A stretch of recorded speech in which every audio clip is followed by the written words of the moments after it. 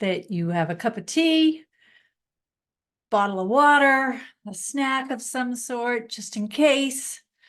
It's going to be 90 minutes action-packed. And I hope that you learn a lot through this session.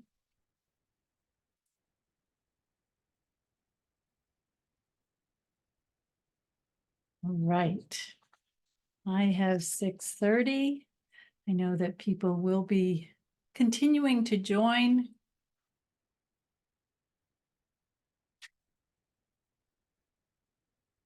Yes. Hi, David. How are you?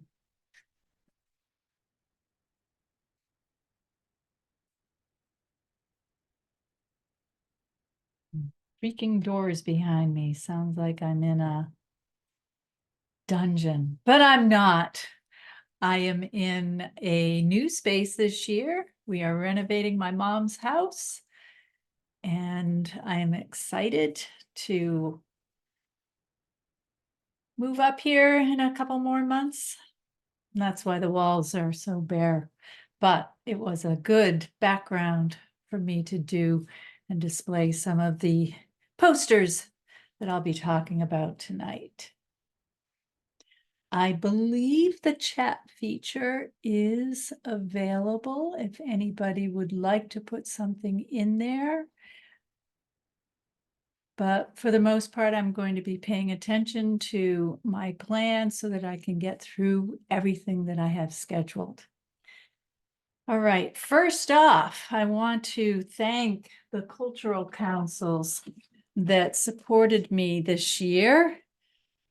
And those cultural councils are from Bellingham, Burlington, Carver, Deerfield, Pittsfield, Stoneham, Walpole, and the Cultural Council of Northern Berkshire.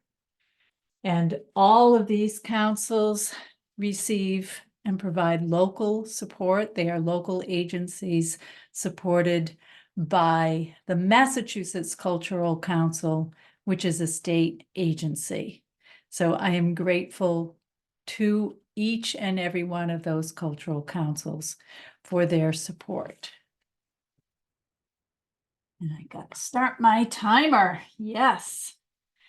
All right. First off, I wanted to say a few words that came to me when I started writing a novel just a couple weeks ago. The very first thing that I typed was, "Why does it feel so scary?" I love to write, and yet putting those first words down, why does it feel so scary? And then the next sentence that I wrote was, sometimes we just have to step off the cliff. I continued from there. I have been working on this novel every morning. This morning I did 2,020 words. Yesterday was over 1,800, and the day before that was also over 1,800. I think I'm about 20,000 words total, which I think is about a third of the way through the novel. So yes, it's scary. And yes, sometimes we just have to take the plunge and see where it leads us. In doing art, in creating art, one of the things that we often pay attention to is the process. But I'm not talking about method. I'm talking about the creative process. And depending on who you are and where you are in your development and your education as an artist, as a creative, as a maker, that can mean very different things. But process, we have to understand and believe in the process. And for me, when I'm writing, that process means show up and see what happens. Also, an aspect of creativity is discovery. This morning, one of my characters was flirting with another character. I didn't plan that, but I just listened and watched, and I wrote down what I was seeing and hearing. I could feel the sensations within these characters. And because of that, I kept going. I've interviewed a lot of writers on the creative process, and they often talk about discovering. It's been said that in art, in making art, carving, creating with clay, putting paint on canvas, composing, notes, it's a matter of discovering what may or may not already be there. And we, as the artists and as the makers and as the creatives, we are the conduit for all of this magic to happen. If we can trust the process and if we're open to the discovery, I think amazing things can happen. And depending on what you want to do with your art, well, the outcomes can be varied and very personal. Pay attention to what you want, what you need, what you desire. And above all things, make yourself happy. And I know that when I show up and I do my writing, or I do some digital art, or I sew, whatever, I know that that alone, that creative process, elevates my mood without a question. And that's what I'm here to talk to you about tonight. My website is doyourart.org. The reason that I created that was because I felt that creatives of all genre can benefit from doing their art, from participating, from making. One of the things that first I want to pay attention to my outline here. I have several freebies for you tonight for those of you who are attending. And if you stay to the end, that's when I'm going to pick the names. If you stay to the very end, you're going to get not only a copy of my book, but also this very special Do Your Art mug, as well as one of my stickers. And the second name that I pull is going to get a copy of the book and a sticker. And then 5 more people will get stickers. So I hope that you're able to stay to the very end so that you can benefit from those freebies that I'm offering. In order to help you understand why I do what I do, I'm going to give you a little bit of a background about who I am and the kinds of creativities that I particularly enjoy doing. I've already talked about writing. I love to write. I think I've written 7 novels, and also I wrote that nonfiction book on the creative process. I also regularly publish on Psychology Today in their blog, and my posts there get thousands and thousands of views, so I'm pretty proud of that. But another thing that I do is I create wearable art, all kinds of different things, whether it's designing and making fabric. This one was something I did for my dissertation. This one was for an orchestra that I also work with. I took this photograph and I had it printed on fabric, and then I wore this to one of the concerts. This is my dissertation for my PhD. This is all of the words in Times New Roman 12-point font. And then this is a dress that I created to wear to a presentation many years ago, sponsored by my local cultural council, which is in Littleton. And finally, this little number, which is a holiday dress. I designed that fabric and made that. For many years, my husband and I owned and operated a drapery workroom, and these are some of the examples of work that we had published. I also enjoy cooking and baking. I love to do digital art with my iPad, and I appreciate music, although I'm I don't think that talented on making music, but I work with a symphony orchestra, the Claflin Hill Symphony Orchestra in Milford, Massachusetts, and I do a lot of the promotion, PR, and graphic design for that organization. So because of all of these different things, I call myself a multi-creative, and many of you might also identify in that way. But I think an important part about being a multi-creative is, how do you decide which thing to work on and when? And in understanding creativity, and especially being a multi-creative, I created this little mnemonic, I guess you would call it, live life epically. So I'm going to put it up there so that you can see as I work through the different aspects. And here I want you to pay attention and think about, what is your art form? How do you participate in art? And there are many, many different levels of your participation in art, but thinking about, what art form are you going to work on for your next project? If you can identify that specific art form, and later you're going to think very seriously about a product that you want to do and complete, that will help you to focus. And often a challenge for us creatives is just figuring out, how are we going to do what we're doing, when we're going to do it, and making it happen. Because the product, whether it's something tangible or intangible, like singing, performing, which is beautiful when it's happening, but unless it's recorded, it evaporates, and yet no less important than any of the other art forms.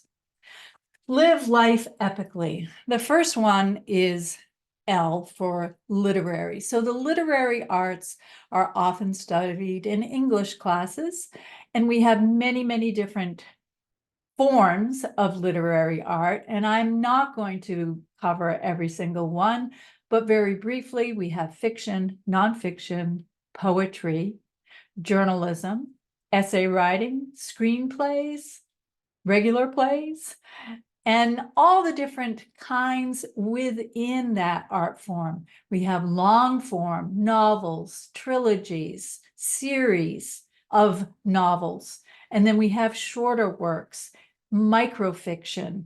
A single sentence might tell an entire story. Anything that has to do with words, I'm calling that the literary arts.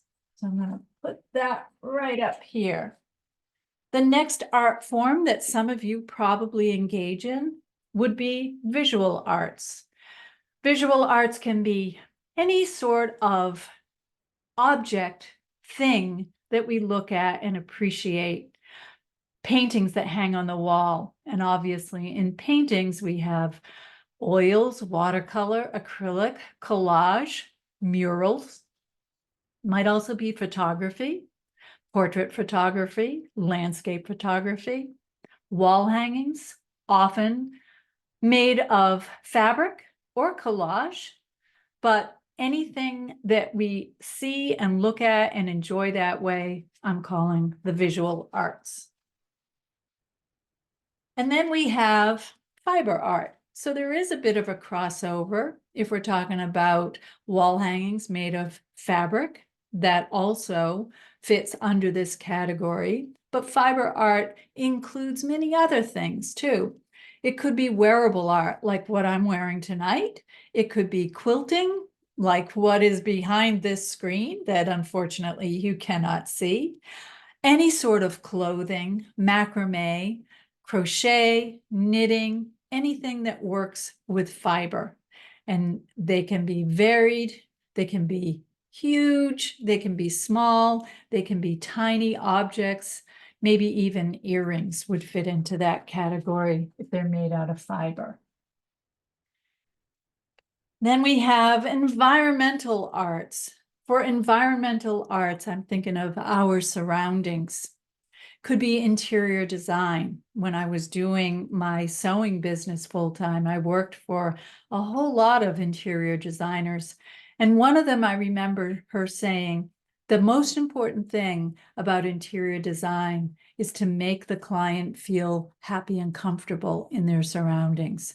So using paint color, design, furnishing, wall treatments, window treatments, architecture would be another form of environmental art, landscape architecture, outdoors, walking through gardens, floral design. I'm considering one of the environmental arts, bonsai and gardening. My brother-in-law has a beautiful garden, and I wrote about it in the book when his garden club had asked him to participate in their fundraiser, which was touring different gardens in the town. And he said, I'm going to say yes, but not this year, because gardening was such a passion for him. He wanted to make it as beautiful as possible. So that's part of environmental arts. Then we have the performing arts. I think a very common art form that we think about, the performing arts, but there are so many categories within that, under that umbrella. I've listed a few for myself. Film, short film, documentary, anything that is preserved and recorded. I suppose in some ways this webinar, because I'm recording it, falls into that category.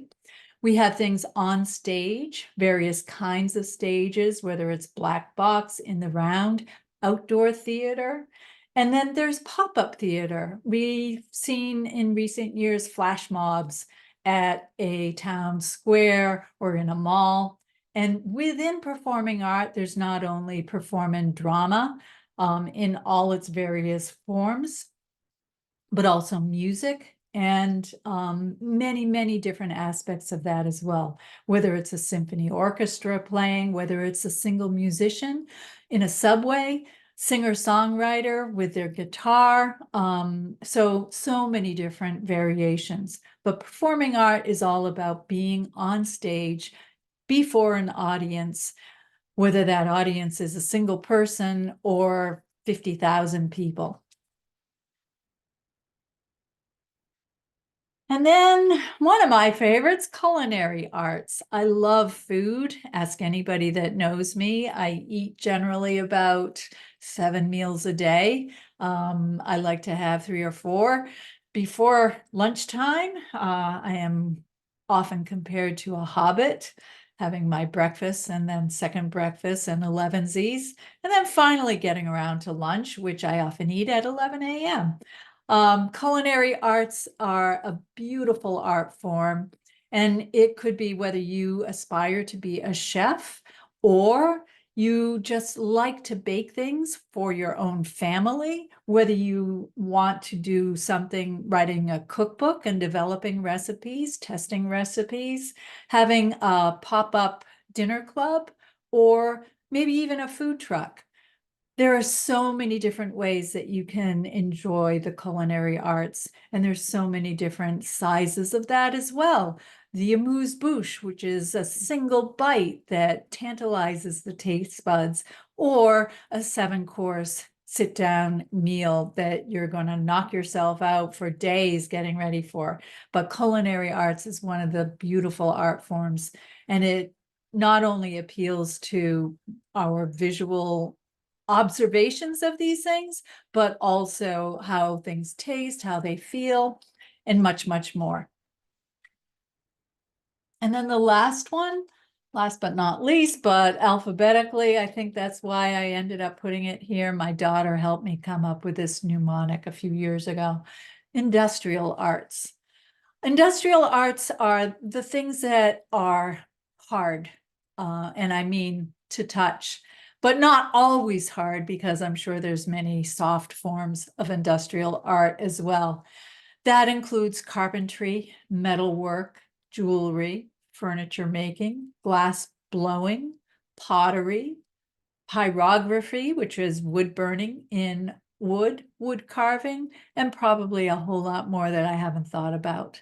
But industrial arts are those things that often require some tools in order to participate in, and the outcomes are often very tangible objects that we can touch and feel and enjoy. So all of those things live life epically. So I want you to think about tonight, what is the one thing that you want to get done? And I'm going to ask you right now to take a moment and write some answers to these questions. So I'll let you make sure that you have access to pen and paper. You can write it on your laptop. If you want, you can share when we have a little time. And I'll give you probably about 5 minutes to complete this part, but here's what I want you to do to answer these questions.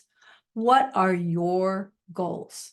What are your goals? Now, specifically, I want you to think about, by the end of the summer, I will have fill in that blank. By the end of the summer, I will have, for your art form, what would that answer be? Next, I want you to think a little bit further out. In 1 year, I will have finished this task. Think about what it is that you would like to have completed 1 year from now. Middle of May, 2025. Can you imagine? The next question, in 5 years, I will have. So think much larger, much bigger. When we're coming up with goals, it's often really helpful if you think in terms of, if the sky was the limit, if I had as much money as I needed, if I had as much time as I needed, if I had as much talent as I needed. In 5 years, what do you want to have accomplished?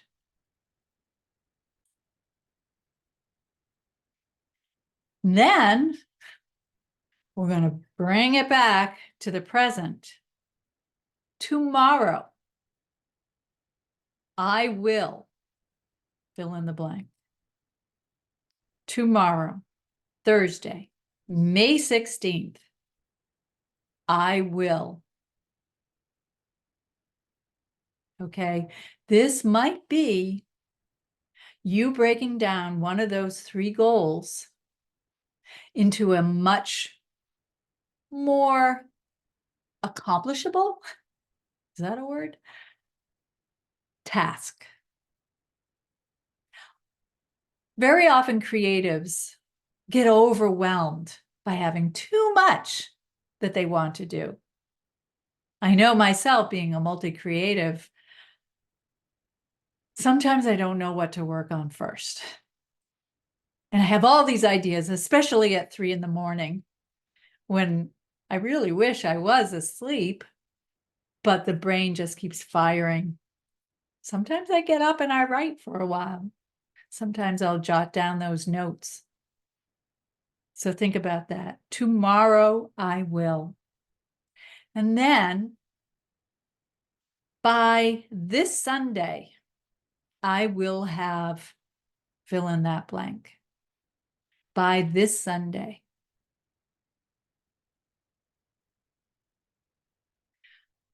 Next, on the last one in this first activity, in 1 week, 7 days from today, think about 6:30 next Wednesday night.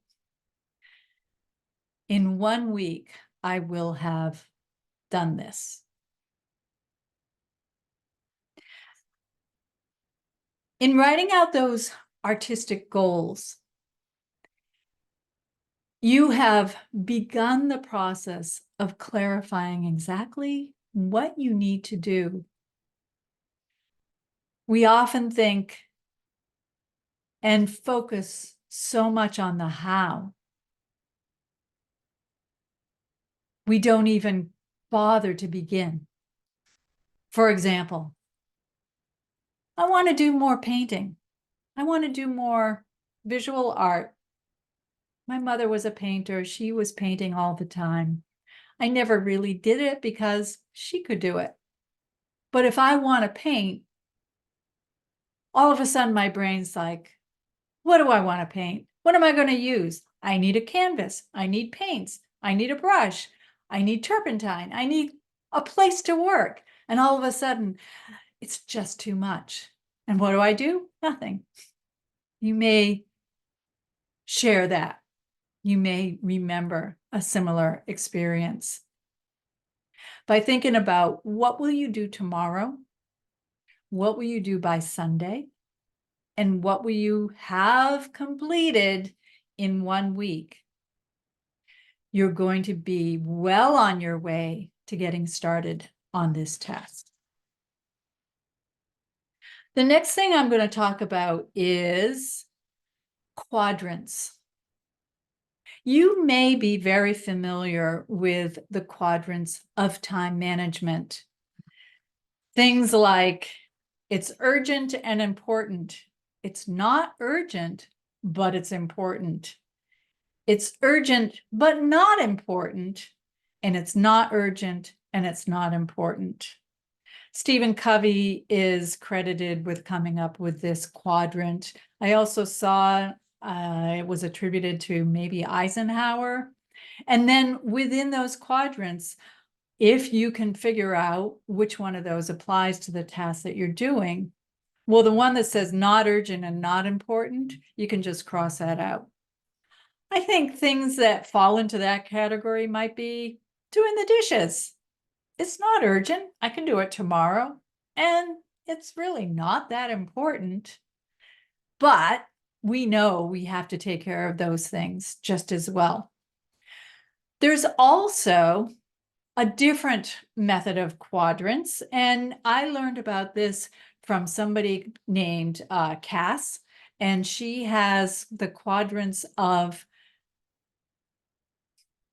messiness, for lack of a better word, organizing your home. And she calls it the clutter bug.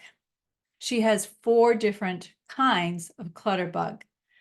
And I'm not going to go into defining all of these, but she talks about the ladybug, who likes a lot of stuff, but likes to keep it hidden.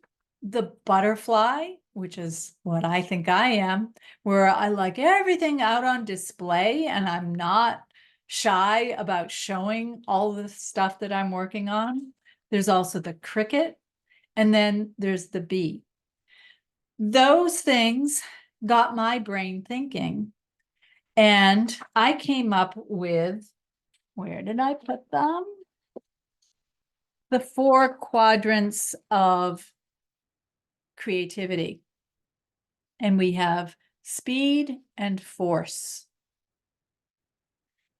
And I wish I could find those little things that I printed out, but that's all right. They're right here. So if you think about being a creative, and there is, want to say this right up front, there is no right way to be a creative. But what will be helpful to you is understanding what kind of creative you are. We do things with great speed, or we do things very slowly. We also do things with a light force, and then we do them with heavy, strong force.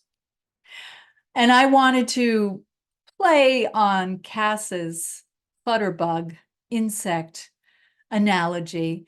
I came up with these 4 animal types that I think best represent the different kinds of creative. And again, none of them are right or wrong, but if you know what kind of creative you are, and I do think that we tend to switch and blend among different kinds of creative. The starfish, they do things lightly and slowly, but over a matter of days, maybe weeks, maybe even years, without putting in a whole lot of exertion and effort, they get the job done. Maybe it's the novelist that works on a novel 30 minutes a day, writes a page, writes a paragraph. And in a year, those paragraphs, those pages will add up. Think about that. 1 page a day, 365 days. That's a solid novel. Then we also have the rabbit. The rabbit works very fast, super fast. You all know the story of the tortoise and the hare. And they work in a light fashion, but they're going to go really fast and then probably stop. They'll take a pause, they'll take a break, and then they'll go fast again. So the rabbit is a good representation of that. Then we have underneath the bear. The bear moves slowly, but with great force. They will go very hard and heavy on a project, but slowly. They might work 2 hours a day and put in a great deal of effort, and yet they spend months, maybe even years working on a project. Think about somebody renovating a house, going room by room, tearing it down to the bare walls, and then rebuilding it. And they might spend 2, 3, 5 years. So that type of environmental approach. Maybe it is the gardener working tirelessly day after day, heavy but slow. And then there's the horse, and the horse goes fast and also heavy. They put in great force and they go as fast as they can. One of the challenges of the horse is after they do a project, they meet the deadline. Then they go back to the stable for a while. They need to replenish. Again, no right or wrong way, but which one do you identify most with? What kind of creative are you? The speed, the force? Are you a starfish, a rabbit, a bear, or a horse? And how do you go about getting things done? Another type of quadrant to think about, especially for creatives, is the 4 C's of creativity. This was something that I discovered during my doctoral studies. I had never heard it explained this way before, but it really made a lot of sense when I heard about it.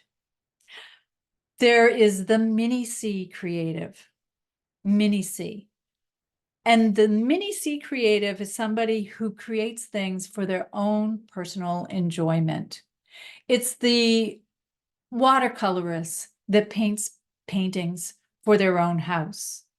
It might be the chef who enjoys making meals and desserts for their own family or their own friends. They keep it to themselves. They do little projects. They are not interested so much in an audience, but they know that being creative will make them happy, will bring them joy, and they just like looking at things like that. They like maybe reading poetry that they have written or songs that they have written, playing, hearing them for themselves. Totally fine. It's a good place to start, and it is a place that many of us do begin. After that, there's the little c creative, which is in almost everybody, where we assume and want to take on a project. And for example, learning to crochet. And we want to investigate, what does it mean? How do we do it? How can we learn more about it?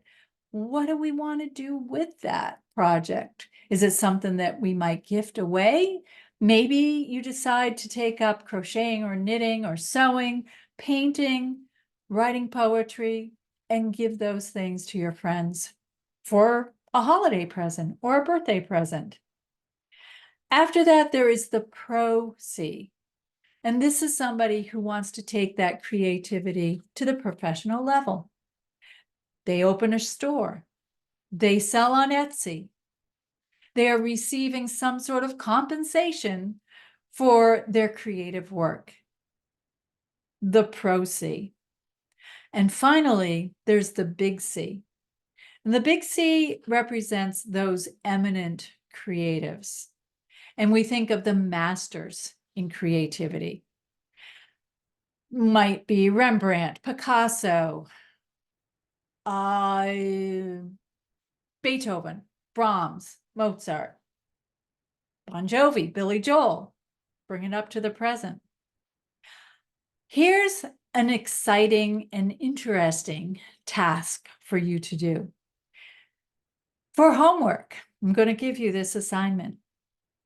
Depending on your creative form, your art form, do a little bit of research and find out who is a master in your field. It could be a contemporary. It might be somebody you already know and admire, but do a little Google search and find out. The masters are those people that almost seem untouchable in some ways. They are at such an extreme and powerful level. Then, this is the homework part, I want you to take one of their products and analyze it, pick it apart, and then copy it. That is an awesome way for you to better understand what you're doing with your creativity. When we copy the masters, we learn so much. It's not a matter of like plagiarism, it's a matter of learning. Very often, if you go to an art museum, you will see artist students sitting, sketching, copying some of the masterworks on the walls around them. Currently, I'm reading a book by Andre Dubus. When I started reading it, I was completely impressed with the descriptions that he used. I copied the first 2 pages, typed it up out of the book. Then I broke it down so that I could write my own story using the same kinds of descriptive elements that he was using. How much time did he spend talking about time? How much time did he spend talking about describing place? In what detail did he share this place? How much time did he spend describing the characters, the physical attributes, their inner thoughts, how they interact with each other? And then I put my own spin on those methods. So that's something you can do too.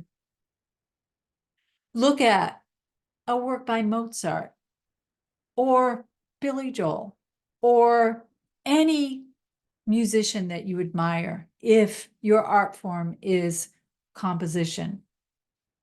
Break it down. There are always 3 elements and probably many more when you are looking at an art form of how you can analyze it. In the book, I go into great detail about how to do that. But if you think about the 3 things, in literary art, We always have character, plot, and setting. There are more craft devices in addition to that, but it's a good place to start. In culinary art, we have taste, we have smell, we have plating. How does it look on the plate? There's much more that you can do with culinary art too. But wouldn't it be fun to go to your favorite fine dining establishment and think about what you're eating? Think about how it looked on the plate before you dug in. Go back home and recreate that for your own kind of cooking. In my town, there's a great restaurant that my husband and I like to go to. Taking their techniques, their plating, the things that they put on the plate just to make it look good.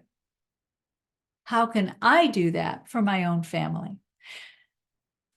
Using that kind of mimetics is a great way to enhance your creativity.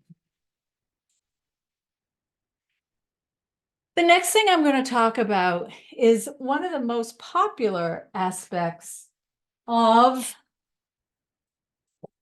this webinar that I've been doing for a few years. This one tonight is quite different than what I have done before, but it is always popular when I talk about how do you find time in your busy day to do your art. So I created this grid, and for some people, this is going to make you absolutely crazy. But I suggest you give it a try it out, especially when you're feeling overwhelmed. I know that if you can devote a little bit of time each day to your art, that you will be happier and the world will enjoy beautiful pieces of art that you have created. Finding the time to do that can be challenging. Some art forms don't necessarily lend themselves to this, but what I'd like you to do is to think about first, where during the day can you devote 20 minutes to your art? Often, you can start first thing in the morning, 20 minutes. Get up 20 minutes earlier. I really want to write a book. How many people have said that? But I don't have the time. So if you normally get up at 7, wake up at 6:30. No excuses. And write for 20 minutes. Then maybe at your lunch break, you can get another 20 minutes. Carve out that time. And in the evening, another 20 minutes. After you put the kids to bed, after you've washed those dishes that aren't important and aren't urgent.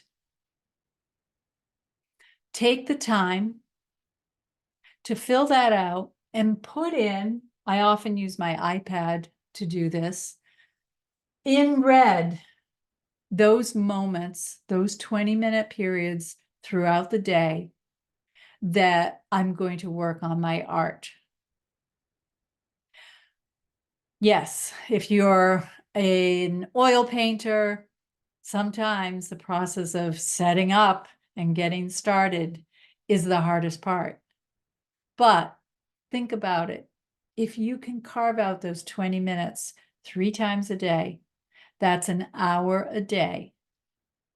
And then on the weekend, maybe you can add a little bit more time to that. Maybe you can add an extra hour on a Saturday morning or a Sunday morning.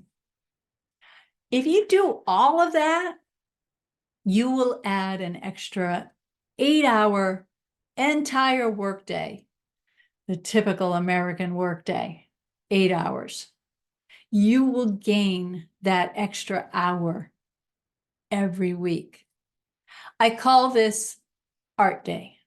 So it's a little bit like we've got Monday, Tuesday, Wednesday, Thursday, and now we have an extra day in the week to do our art day. I think I have this queued up that I can drop it in to the chat so that you can download this. Hopefully that worked. It's also on my website. You can go to doyourart.org, and under the first tab, it's called the 20-minute solution or something like that. So if you don't happen to download the PDF right now, right here, then you can go there and get it later. And that is one of the freebies that I'm giving you tonight. Okay. So other things that go on this little sheet would be the to-do. A lot of times, and I wrote about this on Psychology Today, I don't like to have an extensive to-do list, and many people don't agree with a to-do list at all. What they prefer is have a done list. This is what I did today, and I'm proud of what I accomplished. For me, I like to keep a short list. So I use a Post-it note or a small 3x3 square. And right now I have one attached to my laptop and I write on it with pencil. And then afterwards I can erase it. But a lot of times it's the same few things every day. Right now it says write, it says workout, and it says work on the house. So every day I like to do those things. But having a short list, and if you have more things, go ahead and put them down. Often, one of the things that gets in the way of our creativity is the brain keeps getting distracted and taken off course because all of a sudden, my husband calls it the doom dart, pops up. And you remember, oh, I was supposed to make that appointment. I was supposed to call that person back. I need to pay that bill. Putting those things down, having it in writing, frees up that creative part of your brain so that you can take more time and do your creative art. Then throughout the rest of the day, I usually put what I want to do, my art projects, in red ink because I think that that makes them stand out a little bit more. But I'll also do things like I put in my lunch, my breakfast, my dinner. I know that making dinner is going to take at least an hour from preparation to eating to cleaning up. Lunch, usually quicker. That might be just a 20-minute segment. The day is broken out into 3 different sections. And I start at 6 in the morning and I go to 11 p.m. at night. However, I usually am not conscious at 11 p.m. at night. But some people might need to adapt this. Some people like to work after midnight, until 1, 2 in the morning. And I want to make sure that everybody can work within that. I didn't include all 24 hours because we all need to sleep sometimes. So figuring out those 20-minute segments, getting your art day every single week, you will be so surprised at how much you can accomplish. Over here, I have a very short list of goals just to keep that front of mind and to keep me going. And then down here is a section for calls that I need to make. I find that it's really handy when you need to make a phone call to have the phone number right there. We have our smartphones these days. A lot of times the numbers are going to be recorded and kept, but every now and then there'll be something that you do need to look up. Writing it down, all of those things. And then on the bottom, I said tomorrow, and that's can be for the things that you didn't get to today. It can also be for the things that you put off until tomorrow. There's something called purposeful procrastination, where you know that there are things that need to be done. You also know what needs to be done right here, right now, and you can make a conscious decision to procrastinate about those things that you know are not due until next week. For example, I'm working on a grant for the symphony orchestra, and I knew that I had this workshop coming up first, and I had to prioritize and put in the time into preparing for tonight rather than working on that grant, because in the calendar, this came first.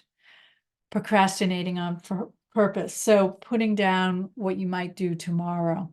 You can certainly adapt this and make it more of a range, but when I'm feeling overwhelmed, that is what I do. I fill this out, and all of a sudden, it seems like I'm in control again.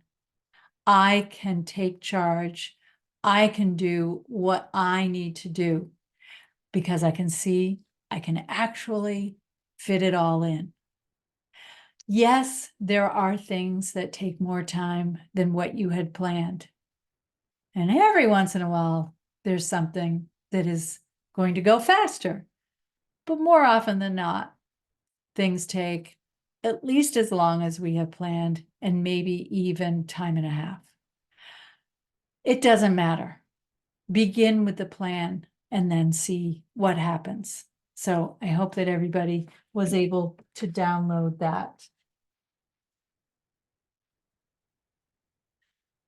Then, once you have those things in place, now comes the fun part. So Do Your Art in my book is really focused on one thing. Many years ago, I started taking clarinet lessons. I was an adult. I was 40 years old. I love the bass clarinet. And my husband had bought me a bass clarinet one year for Christmas. And that bass clarinet sat in the corner for much too long. 1, 2 years, maybe. Our kids at the time were taking lessons at a local music school. My son was playing bassoon. My daughter was playing piano, flute, violin. And for Christmas that year, my husband was trying to decide what to get me for Christmas. And I said, how about clarinet lessons? Maybe I'll pull that bass clarinet out and I'll start playing again. Now, this was after 20 years of not playing, because I played in high school and I never touched that instrument again. Didn't have one, but then even when I got one, I didn't play it. I started working with a teacher, and one day he came to the lesson and he said, I think you should sign up for a recital. And I said, what? Me? Why? No, thank you. And he said, no, I think you should, because it will give you a purpose. It will give you a focus. And what I realized was how true that was. I agreed, and Paul Serapine, my teacher, scheduled me for the appointment. And then he started working with me on the piece of music that I was going to perform on that night. I had a date, I had a product, and all of a sudden, everything else disappeared. And every day, I managed to find practice time. Why? Because I was going to be going before an audience. My whole process in Do Your Art is figuring out a performance. But we have to start somewhere. And that's what I'm going to talk about next. I created a pyramid, much like a martial artist, somebody practicing karate, taekwondo, there are different levels. I never learned this. I don't know if you did. You can correct me if I'm wrong, but there are different belts. There are different techniques that the student must learn and demonstrate. And once they have achieved that mastery, then they graduate to the next level. When I was thinking about the creative process, I thought of the levels of mastery in the martial arts, which curiously is another art form. So I like to begin with a white level of pondering. In my book, every single chapter talks about one of these levels. If you want to learn more, I strongly suggest that you pick up a copy of the book. I can't go into all the detail here tonight, but begin with pondering. Pondering is low stakes. Pondering is reflecting. It's thinking about your experience and trying to make sense of that experience. It's thinking about what you want to know, your goals, where you hope to go. You can ponder by writing in a journal.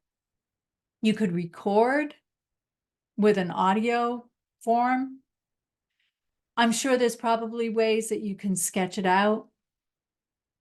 Spend the time to ponder what it is that you're doing with your art. I suggest that you take 10 days to ponder, no more, and probably not less.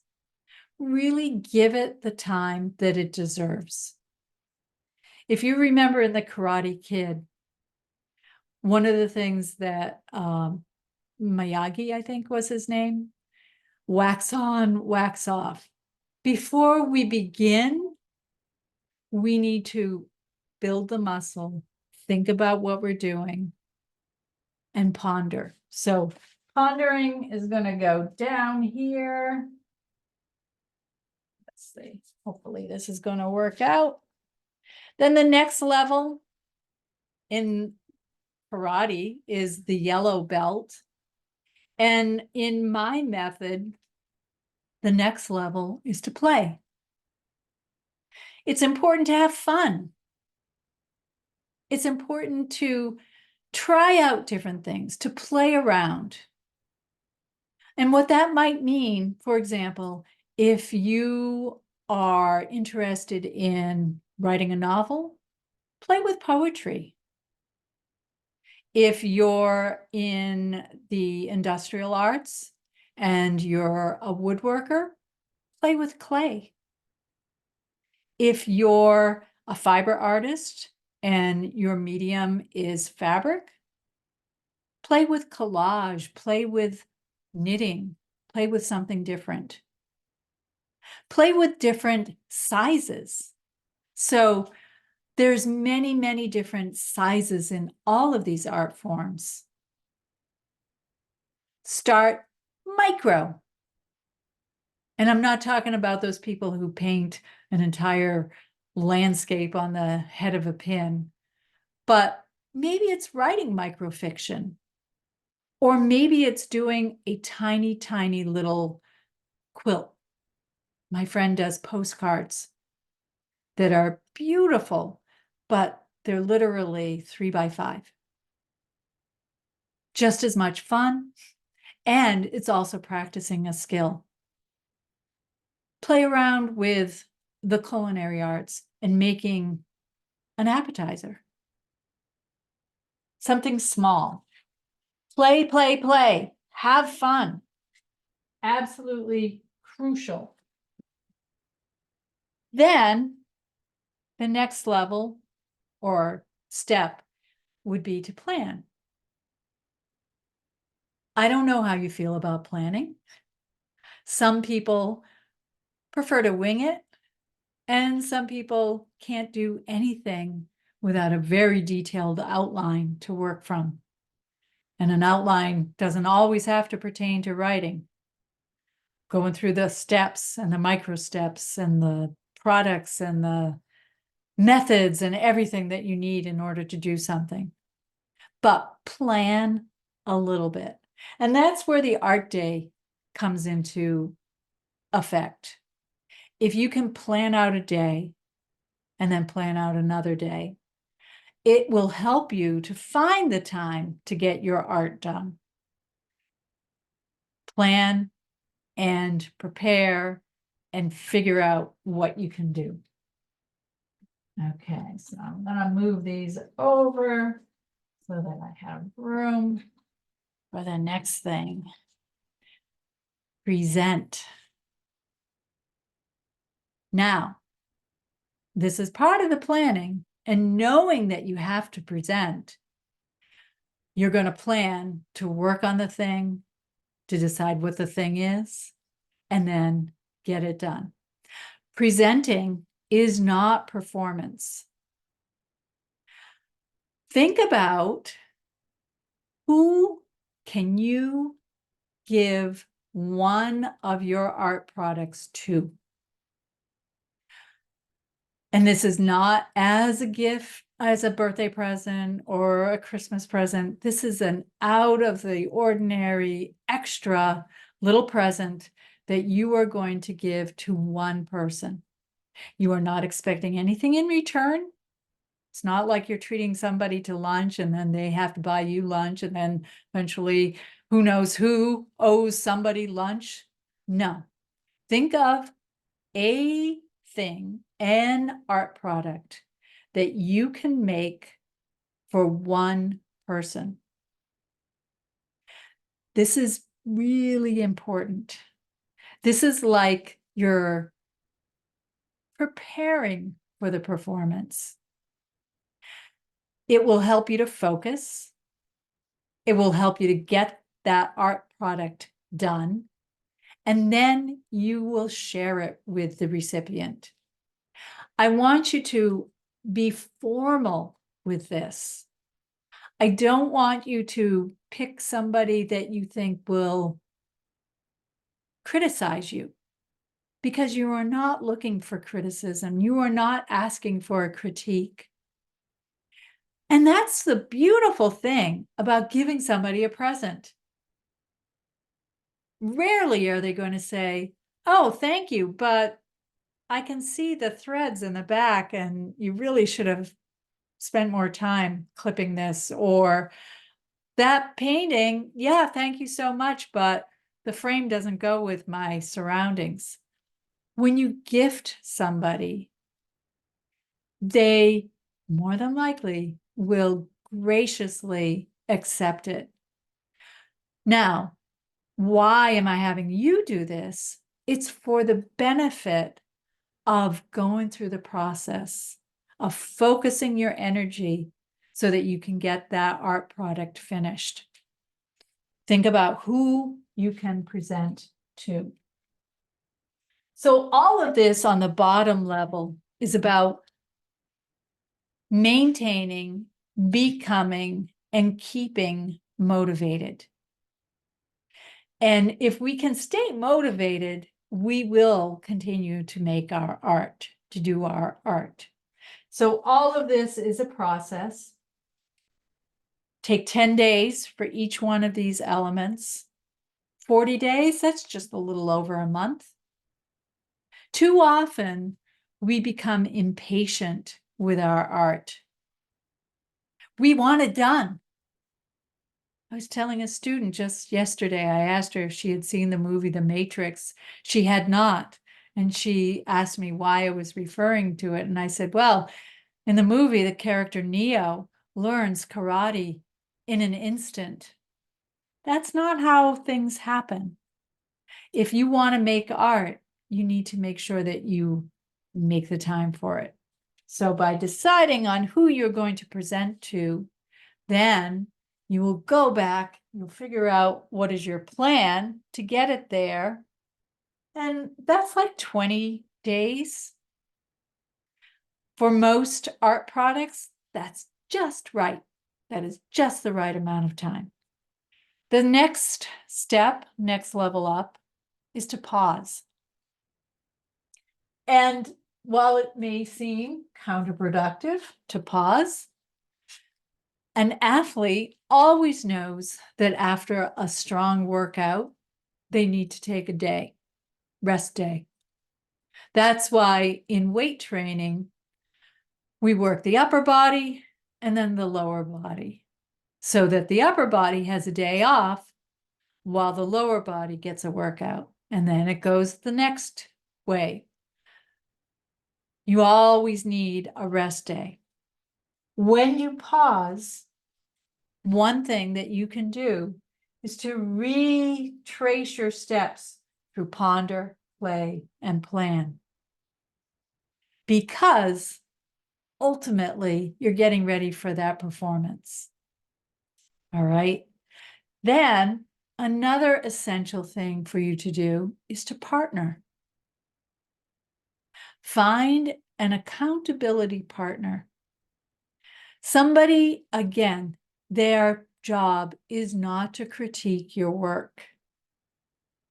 Their job is just to receive a report from you on a regular basis.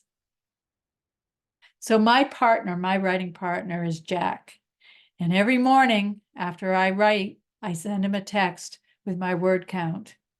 Jack is a nighttime writer. So often at 9 o'clock at night, he will send me his report. Knowing that he's waiting for me. And just 2 days ago, he said, when I heard the tone of the text, I knew it was Bern sending me her word count.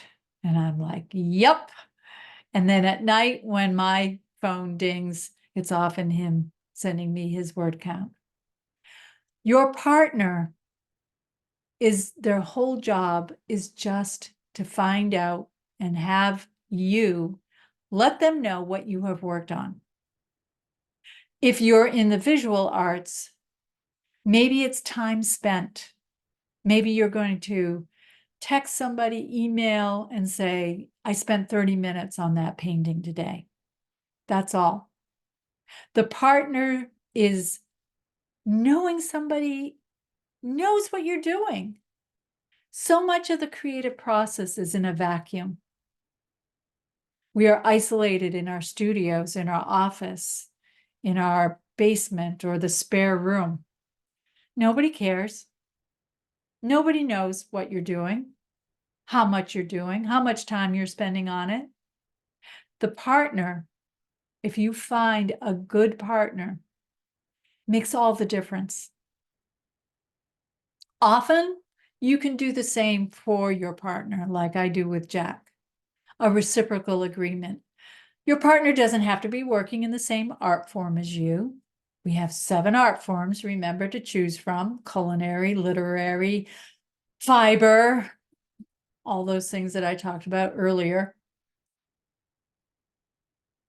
But a partner is an essential to getting things done.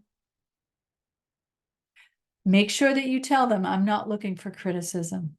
I get plenty of criticism from different places. I just want you to know that I'm working on this.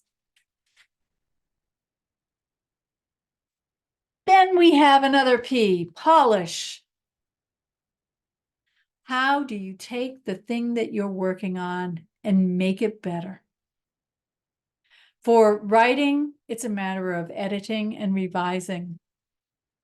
For pottery, maybe it's a matter of sanding and smoothing and putting on the glaze. And then after it's glazed, does it need to be glazed again? In carpentry, it can be literally sanding and polishing. In fiber art, it might be the final press. Polish is the thing that will elevate your artwork to a higher level.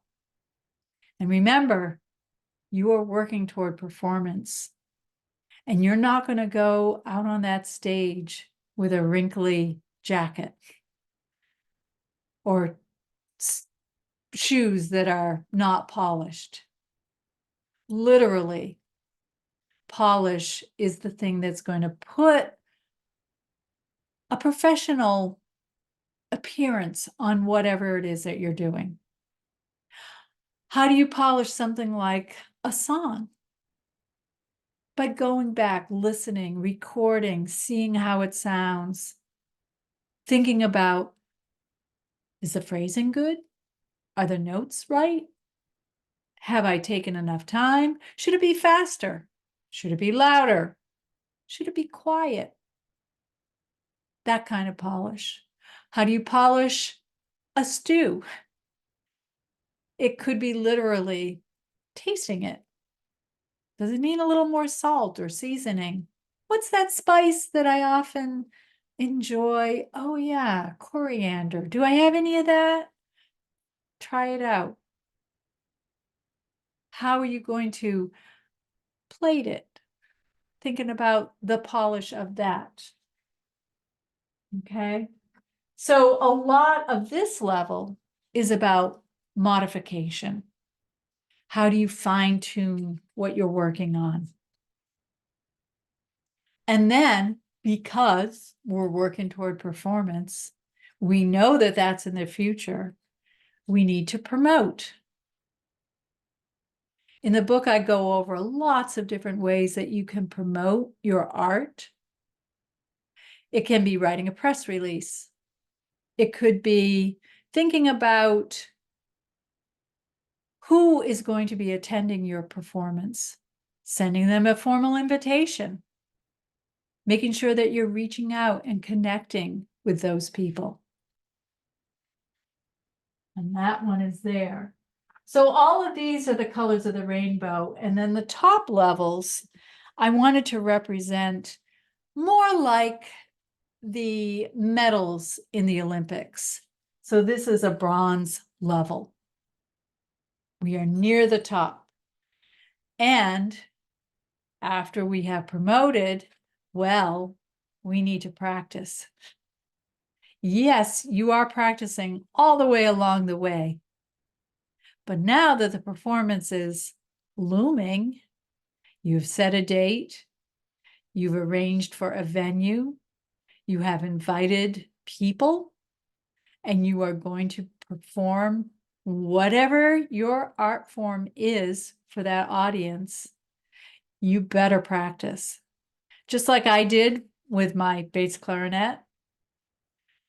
Practice, practice, practice, because you don't want to get up on stage and appear silly. You want success. So practice is the thing that will give you success. You can practice how you're going to share your art form. In the book, I talk about that because when you think about it, how are you going to perform food? Well, you could have a dinner party. You could have a pop-up dinner. You could ask a friend and tell them, I'm going to be preparing a 5-course meal. Can I have it at your house? Can we invite some people? People I don't know. I don't know if any of you are familiar with The Lost Kitchen and Erin French. It's a popular show on the Magnolia Network. She talked about when she was learning, and she is a self-taught chef, how to cook. She had this desire to be a chef, to be a cook, to have a restaurant. She started by having these pop-up dinners at her friends' houses, and they became very popular. And then from there, she bought a trailer and she outfitted it so that it was like a food truck, and she took it to different places and served out of there. For you, if your art form is culinary, think about where it is that you could share this with people that may or may not know you. Gaining the confidence to share with an anonymous audience. That is a key element, and perform your work. So the top level, the gold level, is to perform. To get up on some sort of a stage and perform your work for an audience. Believe me, trust me, once you have set the date, once you have sent those invitations, sent out that press release, you will make it happen. You will make it happen. Part of any of these promotions is to include a little bit of a biography. So, who are you? Who are you? And I promise tonight we are going to do a Mad Lib where you're going to fill in the blanks and write this short biography. It will be something that you will probably want to change and alter as we go along and fine tune. But if you can do this Mad Lib tonight here, it's going to be so cool. Okay. Nope, that is not what I want. I thought I had this keyed up. And yet, when we plan, we often make mistakes. I think it's here. Okay. So I'm going to copy this into the chat so that you could be able to fill it out yourself.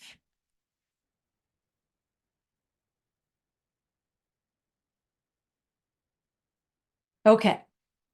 This is the Mad Lib. If you remember, I know my kids enjoy doing these. We had books filled with them, and they were often silly outcomes, but that's what made it so much fun. For this, I thought it's just a simple formula. So go through the steps to do that formula. And I have a question. The chat is disabled. Oh, so sorry. Let me see what happened. Can you see it now?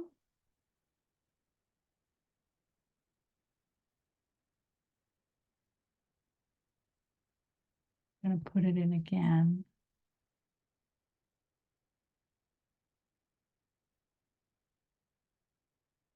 Hopefully you're able to see it.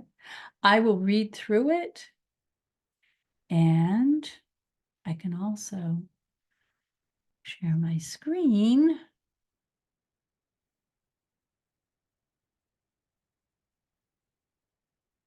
And I'm not sure I trust that.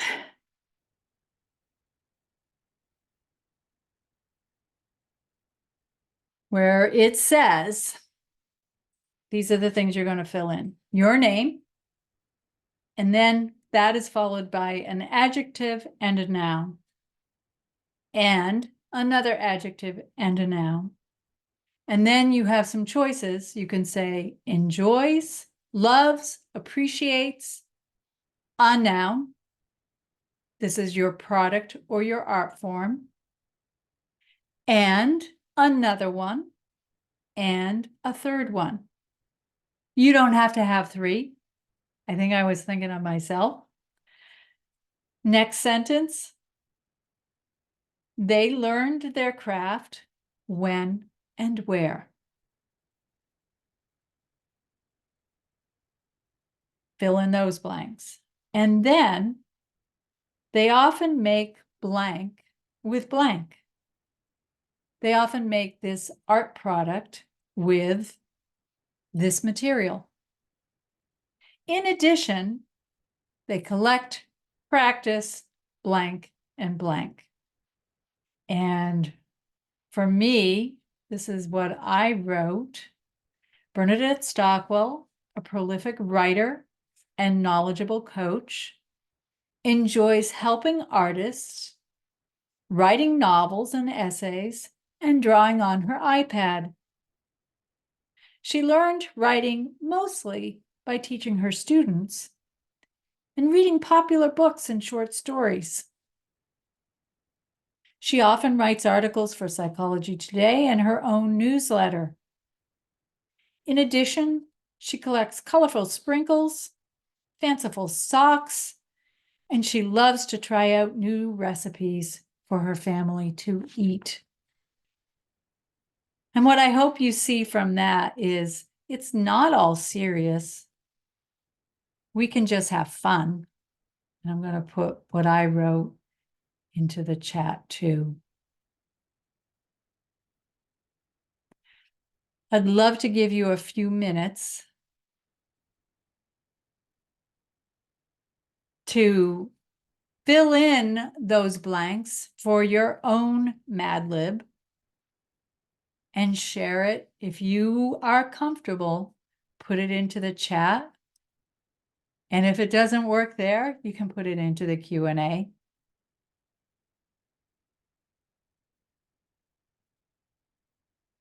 And I'm going to stop sharing and come back here. And hopefully I'm still connected. Isn't technology fun?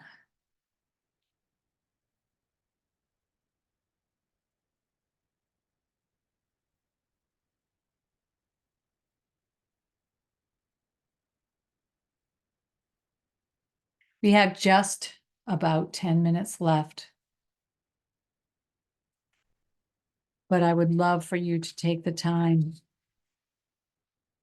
to complete that. So we'll take like 2 minutes. And please go ahead and copy it and save it somewhere so that you can finish it up later. I think, and my whole idea of making this more of a Mad Lib and making it fun is just to get it done and started. Those are common elements to include in a bio. Then you can always modify it and adapt it. Take a look at others. Go to an art show, go to a concert and read what people have for their own bio. Check out various people's websites, which again is why it's important to look at the masters, look at professionals. You don't have to aspire to be a professional, although maybe you do. But modeling them and seeing what they have available, what they have done for their own bios and things like that, that's helpful.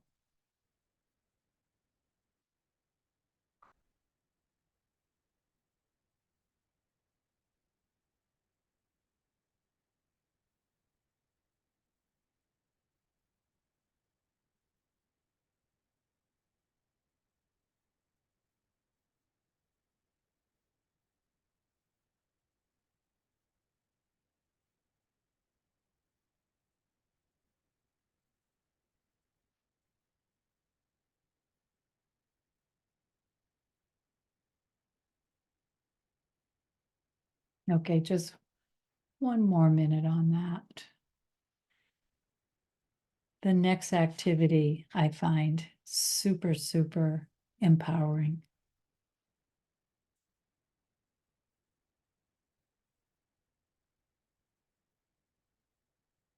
I'm not sure what's up with chat, but the Q&A is working. So let me take that chat and see if I can put it in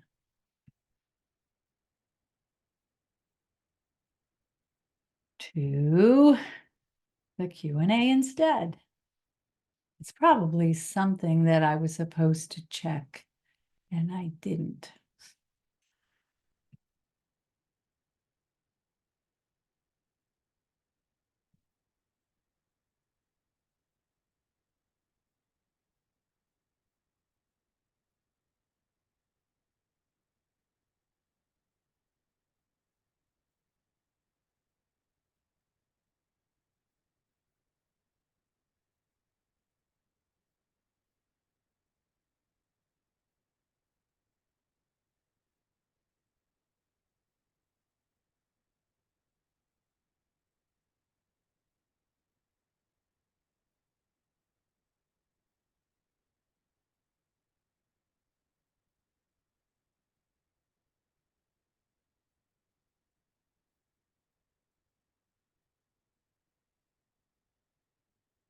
Okay. So that we don't run out of time, I'm going to go on to the last activity. So some of you have been and attended this workshop before, but it is a very important exercise, and I will go through it again. Here's where you're going to take your piece of paper. I asked everybody to bring a piece of paper. And what you need to do, first of all, is to fold it in half. Doesn't matter lengthwise or widthwise. And then fold it in half again. Now, remember that list of goals that you started with, where you thought about what you want to do by the end of the summer, in 1 year, in 5 years, what you want to do tomorrow, by Sunday, by next week.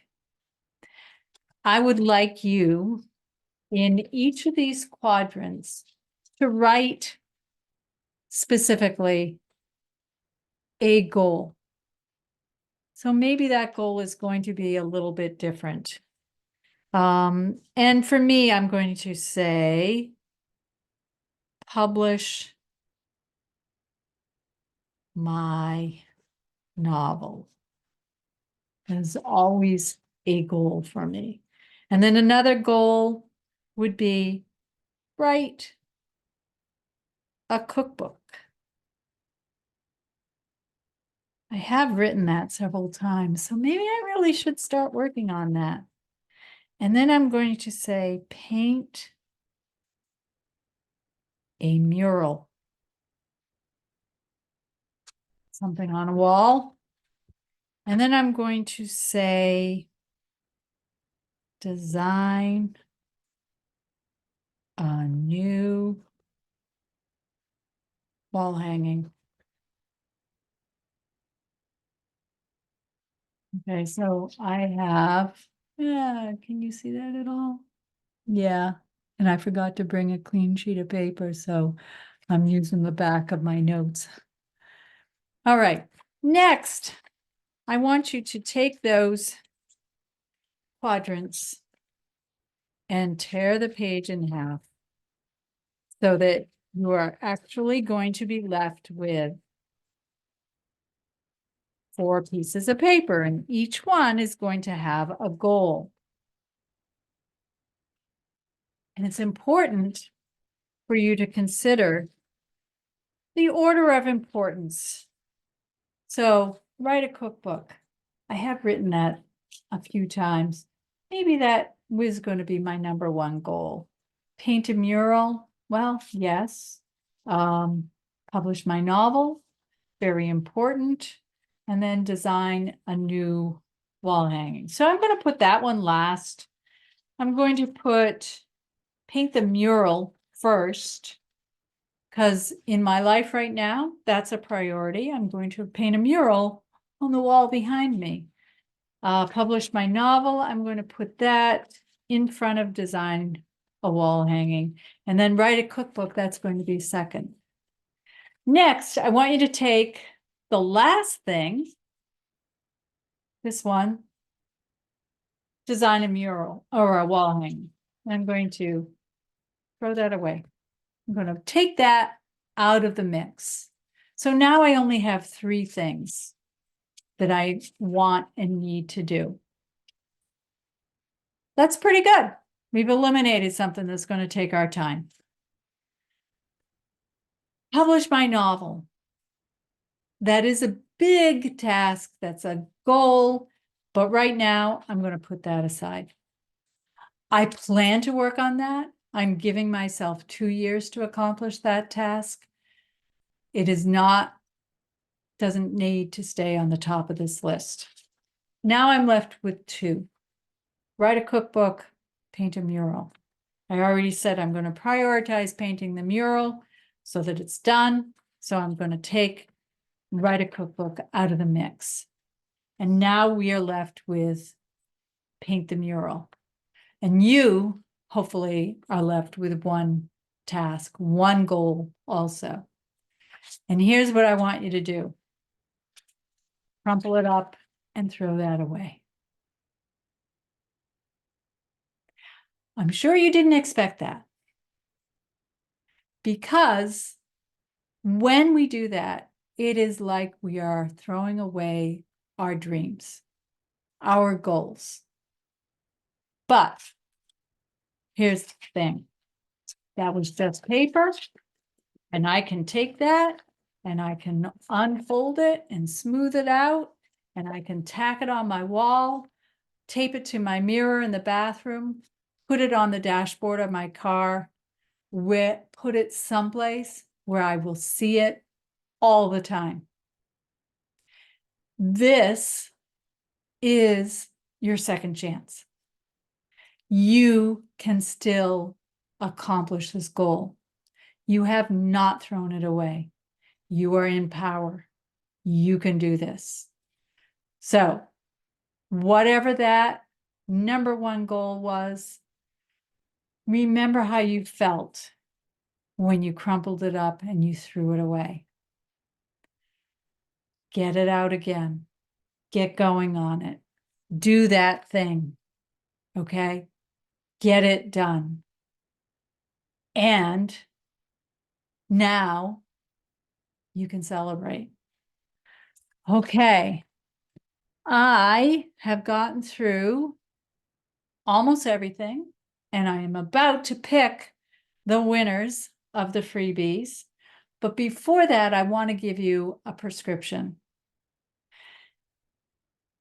It is like your creative art prescription.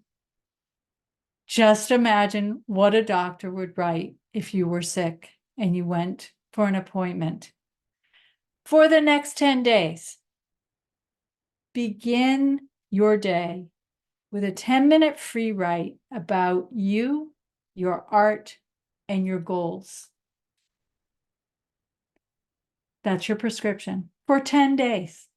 Okay, just like taking amoxicillin or penicillin. Then I want you to make a list of 5 steps that you can take to accomplish your goal. Decide to present, to gift one art product to one worthy recipient. Find an accountability partner and decide what you are going to perform. What art product? All right, my timer just went off, and that means we are done. So I am going to choose my attendees. Okay, so the absolute winner of the mug, the book,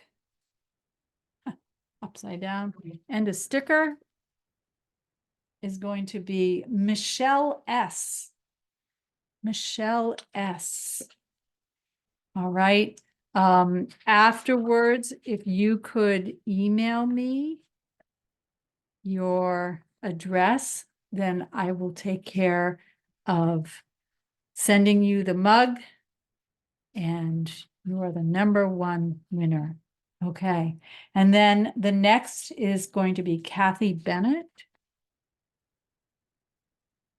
And if you can email me, I will mail you an autographed copy of my book and a sticker. And then I have David, Enid, Rebecca, and Lydia. And you know what? I don't want to leave anyone out. So I'm going to send all of you a sticker. All right. So what I need you to do, the people who won, is to, lovely Michelle, I just read your your bio, and I think it's awesome. Okay, so email me and your address, and I will take care of sending you these things. All right, my email address is bstockwell@doyourart.org. And I will take care of that just as soon as I can. So I want to thank the cultural councils that supported tonight's workshop once again. They are the cultural councils of Bellingham, Burlington, Carver, Deerfield, Pittsfield, Stoneham, Walpole, and the Cultural Council of Northern Berkshire. All of these are local agencies which are supported by the Massachusetts Cultural Council, a state agency. Thank you so much for staying with me tonight. I really appreciate it. Thank you. Thank you. Let me know what you're working on. Stay in touch. I will add you to my newsletter list so that we can stay in touch. If at any point you want to get off that list, just unsubscribe. But thank you so much for being with me tonight. Hope you learned something. Hope you got motivated. And I'll see you around. Good night.